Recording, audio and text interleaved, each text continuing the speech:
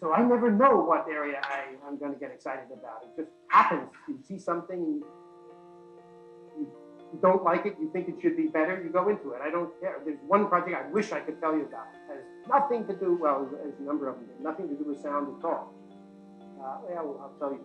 Don't tell me about it. I'll just tell you a peek at it. It has to do with automobiles, but absolutely nothing to do with sound. Project Sound was an attempt to realize a dream that Dr. Bose had to have an automobile that would handle like a sports car but be as comfortable as a luxury car. And so his vision was to do this with control systems and use computer algorithms to do intelligent things with the suspension instead of just using shocks and springs. I went in there and I started talking to him about the problem. I said, you know, this is really, really hard, which was, for me, code word for impossible. And he said, good. And I said, good? What do you mean? I'm saying this is really, really hard. He says, good, because when we solve it, we'll have something really valuable. It was a really crazy idea, but when you saw demonstrations of it, or once I got to drive it, it was amazing, right? You could see, yes, there are real benefits to customers here. And even though you might be skeptical about some of these things having commercial possibilities, you still felt proud that research came up with such an amazing idea. Dr. Bose was thinking, I'm going to go head and shoulders above the best luxury car. So start with the best there is, and then make it that much better.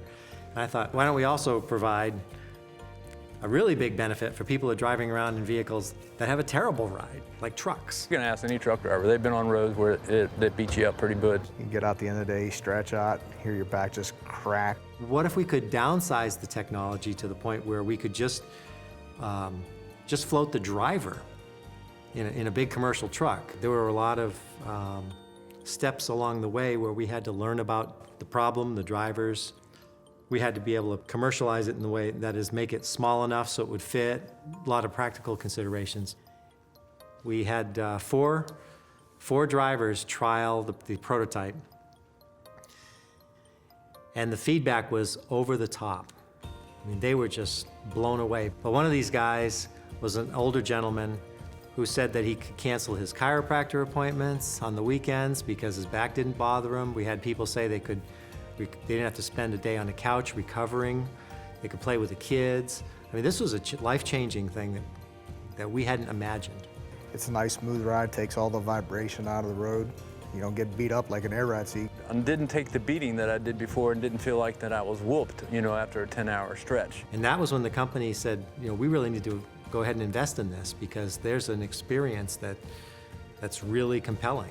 Well, I certainly didn't think that I'd be doing truck seats when I came to work at Bose.